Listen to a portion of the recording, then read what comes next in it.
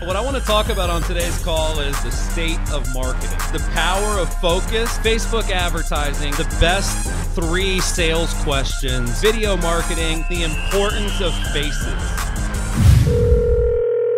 This call is being recorded. Cool. So what I want to talk about, guys, is at Excellence, I explained a concept called flipping the funnel.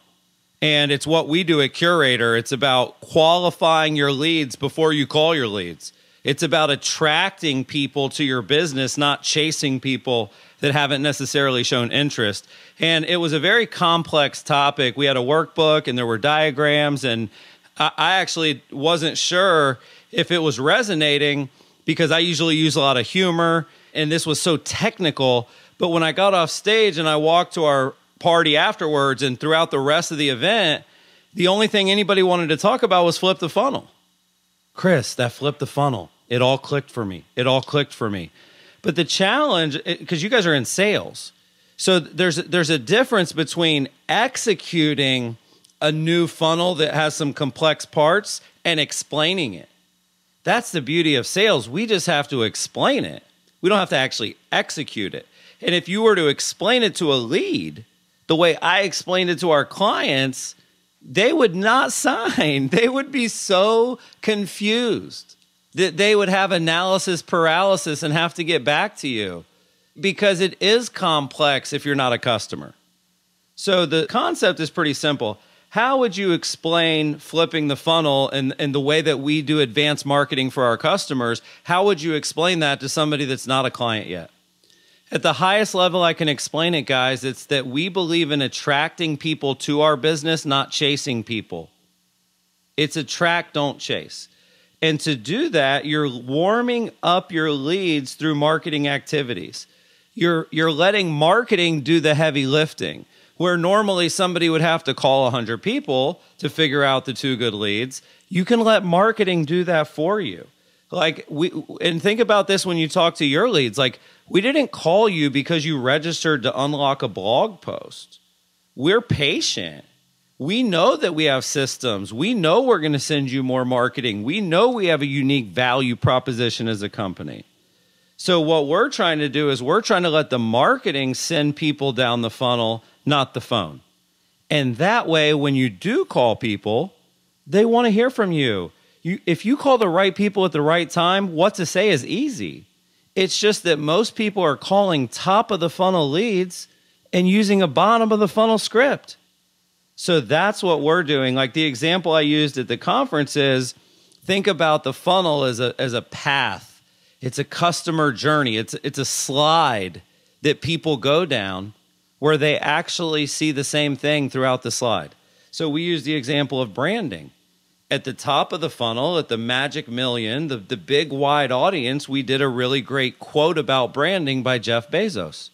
Your brand is what people say about you when you're not in the room. And because that was a beautiful graphic and there wasn't a link and we didn't try to get anybody to buy anything, they liked it, they shared it, they commented on it, went viral for very low cost. That was our top of the funnel. But if that's all we did, we wouldn't get any business.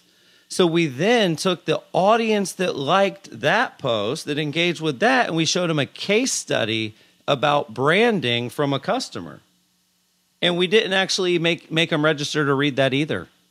But then we had actually done a webinar about branding where we got really specific, and for that one at the bottom, they had to register. So we're not calling someone that just registered for a webinar. We're calling someone that engaged with the Bezos quote, interacted with the Amy Youngren article, and registered for the webinar. So that's why we call 10 times at the bottom and get a good deal on the phone. And a lot of our clients and a lot of people that do marketing are having to call 100 times at the top to get a good deal on the phone. So that's sort of at the highest level. The other thing is that even if you do inbound marketing and you do build a great funnel for your business, people are savvy.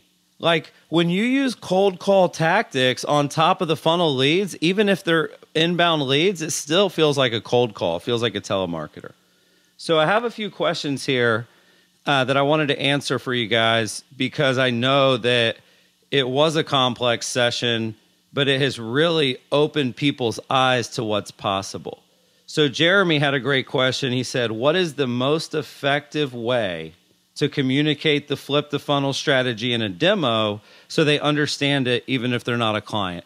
And I know I really hit on that, but the easiest way, Jeremy, sometimes we speak in kind of what people would call inside baseball. You know, you're using terms that people don't know. So if you're a client, you know what the magic million is. You know what the chunky middle is, and you know what the sweet spot is. That's on the graphic that I used. That was in the notebook that I used. But the way I tried to explain that before I even started that session was tofu, mofu, bofu. Like, it's kind of funny, but it's top of funnel, middle funnel, bottom funnel. So the easiest way to explain it is that most people don't have anybody going in their funnel. But then once they do, they start calling the people at the top of their funnel. And when you do that, you end up having to make hundreds of calls. Like, wouldn't you rather make 10 calls than 100? Okay, so what we do at Curaytor is we help people move through the funnel for you through the marketing so that when you do the selling, it's much simpler. What kind of content do we use on leads in each bracket of the funnel? That's another great question from Jeremy. I'm actually going to answer this one because I was just with the marketers all morning and we were coming up with these strategies. So think about this one, Jeremy. Think about you're going to do a price point. You're going to take a price range of listings and you're going to promote that and try to match it up to the funnel. So the way that would work would be like, hey, both of these homes are listed for $350. And you would have a picture of two homes next to each other. Do you like A or B more? We're going to choose someone randomly to win a $25 gift card. Get your answer in quickly, right? And so what you've done is you've done a top of the funnel thing that gets a ton of social engagement. It goes really viral for really cheap. But because it does, that just built us a new audience that we can do another ad for. And the next ad would say something like, are you looking for homes between $300,000 and $400,000? Click here to see what's for sale. So we qualified through copy and we had a little fun at the top. Then we got a little bit more specific in the middle. See what's for sale in that price range. We can make them register or not. That's a judgment call. But at the bottom, what I would do is I would say, are you looking to make an offer on a home between $300,000 and $400,000 this month? Here are 3 that won't last long. And I would take that to a registration for sure. So you can duplicate this concept no matter what the carrot is. And so that's what the marketers are going to be doing for the customers. They're going to be saying, hey, see what homes that are $1 million look like. See if your home's worth $1 million. See exactly what your home's worth if you're selling it soon. So it's the same kind of, destination, but with a different type of copy and a different type of audience. So you can really, Jeremy, use any content. But the marketers are basically going into Brain. They're finding what performs the best right now at the top, because we don't want to get rid of that. You always got to fill the funnel. So what performs the best at the top that's proven? Okay, cool, we know that. Now, how can we remix that to bring people through the funnel? Amber's got a question here. What are the best tips and tricks to coach our clients on the new funnel? The best tips and tricks, Amber, are going to be our team. Craig, myself, Jimmy, Holly, we're going to be doing tons of homework on this. But ultimately, the session that got everybody excited is the session I did at Excellence. And we have that as a recording. So we should simply give that to our customers in full instead of everybody trying to go do a different version. I did it. They loved it. Let's just let them watch it a couple more times. So the best coaching on this funnel is going to be me teaching it on stage because we have that. And then me and John, we did another separate session where we built the audiences. So if you combine me teaching the funnel with me and John teaching the audiences, that is the best way for our clients to learn this. Couple questions here from Darren. Great question, Darren. What tools and resources are the marketers using when they create hyperlocal content? The number one thing they're using, Darren, is the telephone. They're getting on the phone with our customer and they're learning about the market, learning about the area, learning about the nuances, learning about the businesses. There's really no way to Google your way into understanding a town. You know, think about what you could find on Zillow, which is great, a lot of data, but think about what you could learn from Veronica if she just drove you around Avalon Park. So I would say that the number one thing that they use is the relationship they have with the local client. But beyond that, one of the things they certainly use is Curaytor Brain. Because if a piece of content, if a cab, if a marketing campaign works hyper locally, it usually works at least almost that good elsewhere. Maybe a little worse, maybe a little better. So they look at the most successful hyper local campaigns that were run, and then they apply that logic to the other hyper local campaigns. We also use tools like BuzzSumo. This is a really cool one where you can go in and search by city. You can also search by keyword. So I could go in and say Chicago, or I could go in and put in real estate. And that'll show us what is the most viral content right now, locally or within their industry, that we can then leverage the fact that that's popular and proven and create hyperlocal content comparable to that. So like there was an article that one of the marketers wrote that was based on like the best chicken places in Columbus. It was like Columbus Fried Chicken instead of Kentucky Fried Chicken. And that was based on the fact that like there was some other shareable stuff in that vein. There were a lot of people searching for places like that. We use weekend guides. Like if you do hyperlocal searches, like things to do this weekend in, a lot of times that will surface. We use Yelp. I mean, they're going so deep, Darren. Let me just put it this way. They're using 10 times more stuff than any local business owner ever could. Plus they get the knowledge from the local business owner. Here's another question. Do we have any high-level stats for marketers since it's been adopted or since it's been an option? The highest level stat I could give without getting really granular, and this would be something I would go deeper and look at the true data on, but I can tell you that looking at so many accounts that the results for a client with marketer, if you look at things like leads and email list growth and open rate and click rate and sort of happiness level, it's about 3x. Like when a client has a marketer and the marketer is doing the consistent quality marketing every week, they get about 3x the results of someone that does it on their own. But the other danger there, though, Darren, is some people, when they do it on their own, they don't do it. So then the return compared to nothing is actually immeasurable. But yeah, I would say if you looked at the average growth of a database of a marketer versus a non-marketer client, it's going to be probably about 3x. Part of that is that they have a bigger budget. Part of that is that they commit to the ad spend without fail. But the number one reason is it's consistent quality marketing every week, whether you wake up or not. And it's better than what the client would do if the client did have the time, but they don't have the time. So it's a home run. We have more people on marketer than ever before, a longer wait list than ever before. Sarah's questions. What are good questions to ask to gauge how they are doing with their calls? Call blocks, number of calls per day. When I think about that question, which is so common, it basically what the answer, you guys saw it in the room. Like nobody wants to call 100 people.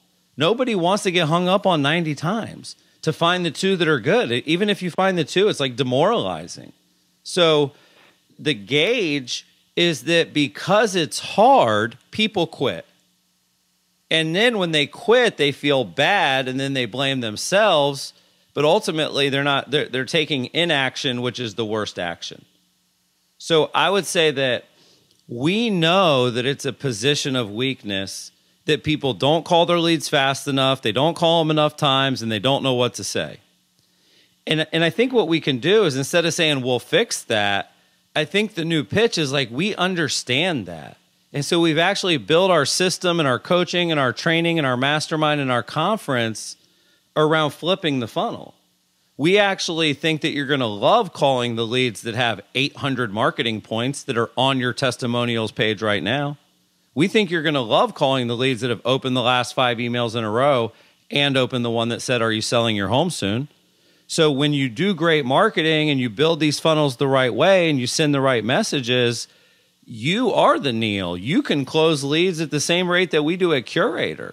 But yeah, it's a little crazy to just generate hundreds of Facebook leads a month and just pretend they're all going to convert. You know, like, we're not big on needle in the haystack. So I understand why your team's not making their calls. I understand why you're not making as many calls as you should be. And we're going to fix that, partly through our marketing, partly through our new sales tool, which we'll do a training on. This one I think I answered, Sarah, but I'll answer it again. You know, we talk about the funnel internally because it's not even internally, it's in the conversion code. And, you know, so many people are reading that around the world and every day loving it. So I basically feel like one of the things I do pretty well is dumbing stuff down. And the funnels are sort of complicated. Like I said, it's like tofu, mofu, bofu. So what I've done is, like, Magic Million is what we call the top of the funnel. The easiest way to think of the Magic Million are those are the people that probably don't know you, but you wish they did. And then the chunky middle, which is basically the middle of the funnel, those are the people that kind of know you. And then the people at the bottom are the people that kind of know you and they showed intent to buy. They register for your email list. They requested an appointment. They visited your testimonials page. They visited your about page. So the top of the funnel, Magic Million, are people that kind of don't know you exist. The people in the middle do know you exist. The people in the bottom know you exist and have shown intent to buy. So we are coaching our training, our marketers, our salespeople, everything that we're doing, our technology. We are trying to get as many people as possible into your sweet spot, into the bottom of that funnel, because that's really where the conversion happens. So I hope that explains it, Sarah. You know, I know it is, even for me, tricky sometimes to go back and forth, and I'm sort of torn on explaining it my common sense way versus the normal way, but just remember that it's a visual. Like, the top of a funnel is wide and the bottom of a funnel is narrow. If you look at the cover of my book, the only thing that comes out the bottom of the funnel is a $sign. There's a lot of complex stuff at the top, but at the bottom, it's very simple. We make money. Another great question by Sarah: how do you use marketing to build trust? And I think it's consistency and quality. You know, obviously you have to have a great brand and a great process, and you actually have to do what you'll say you'll do, stuff like that. But I think, like, I don't know, think about for yourself when you guys are on Facebook or Twitter or Instagram and you sort of see an article and you look at it and you don't click on it. You just kind of see it. And I find myself thinking, man, if that's important, if that's real, I'll see it again. Because we kind of live in a world where, like, legit stuff that's kind of not fake news, if you will, it surfaces back up. It doesn't just go away. And so when I think about marketing that builds trust, it's marketing that's actually there. Top of news feed, top of mind. Top of inbox, top of mind. If you've got great content, which is the quality part, and you do the consistency part, I think is what builds trust. Design builds trust. Not having grammatical errors builds trust, right? Some of that stuff. But ultimately, it's being there throughout that journey. If you only do something at the top of the funnel, and then they go all the way down the slide and they don't see anything else, and you call them to close them, you didn't build trust. So I think that them seeing 3 or 4 or 5 things, them being on your site a few times, them engaging with a couple ads, right? That's exactly what that is, Sarah. That's being in the news feed more than once. That's showing that we want to date before we get married. It's not just right hooks all day long. The other question here, why is flipping the funnel important? And I think it's important because the most important thing we all have is time. And I will be honest, like, if you do a better job with your marketing and your funnels, if you do that excellently, that also takes a lot of time. Like, if you need Steve and everybody to go run a campaign, and you have to choose the audience and you have to write the copy and choose, like, that's a lot of work too. So like you could call 100 people instead of doing that. Like it's both sides are hard. But I think the reason that flipping the funnel is so important is that if you do get it right, if you do get that marketing machine working where there's people at the bottom of the funnel all the time, the amount of time that can save you, like you could do the 100 calls every day and that's going to be an 8-hour day every day. If you can get the funnel right and you can do 2 hours on the phone or 3 hours on the phone per day versus 8 with the same net output, now all of a sudden flipping the funnel made a ton of sense. Another great question here. How many ads and emails per section do you recommend each month? Do you have more ads and emails that go to a certain group, like the top or the bottom, Sweet Spot or Magic Million? And this is something we're, again, really diving deep in these Curaytor marketer masterminds we do every quarter. We're looking at what should we send. I'll give you kind of the cadence, Sarah, which is that you definitely have to fill the funnel at the top if there's going to be people there for the middle and the bottom. So I would sort of explain it as like you've got a couple ads a month that are dedicated to the top and then a couple dedicated to the middle and the bottom. You're filling the funnel at the beginning of the month. You're moving them through the funnel, through the middle of the month, and you're trying to get them at the bottom of the funnel kind of towards the end of the month. That would be sort of the way that I would explain it. And then the other really cool thing is we are building the equivalent of a top, middle, and bottom for email lists too. So the way we're going to do ads and emails is if you're clicking on the ones we're sending you, you will see more. If you're not, you won't. So the filters for the audiences on Facebook and the filters for who we're going to send emails to, those are all based on engagement. And so if we do an email to the Sweet Spot, that is partly people that have only been on the site in the last month, period. So there's definitely ads and emails every week targeting the different parts of the funnel. Now, we're not doing top, middle, and bottom every week because you have to move people through it. So we're doing top again. We're getting a bunch of people in there, and then we're moving them through and moving them through. And the ads and the emails all complement that effort. So it's still the same number of things per month, but it's a much cleaner path. It'll be much easier for our customers to identify that this is a sweet spot lead, this is a chunky middle lead, this isn't just a top of funnel Facebook tire kicker, which sometimes can happen. Yeah, and the other question we answered, which is just the easiest way to explain it to a non-client is to have them visualize it, right? There's a graphic in the workbook that you guys should all put in your deck, which is here's our funnel and here's your funnel. And we call 10 times here and you call 100 times here. And that's why you flip the funnel. And I think that sort of graphic back to back in a deck, it really kind of visually explains this whole call for sure. So I hope I was able to answer as many questions as I could. I do want to open it up to more questions just because maybe you guys thought of stuff as I went here. But I hope I answered your core questions on how can we explain flipping the funnel to somebody that is not a client already. Hey, this is Chris. Thanks for listening to my call. If you enjoyed the call, please subscribe right now. Also, share the episode and use the hashtag #CallsWithChris. Every week, I choose a few people randomly to win a free signed copy of the conversion code, my USA Today best-selling book. You can also visit Curaytor.com. That's Curaytor.com to learn more about my company, which is the one I'm running during these calls. We help small businesses grow faster, and we've been featured recently by Inc., Forbes, Fortune, and Entrepreneur Magazine.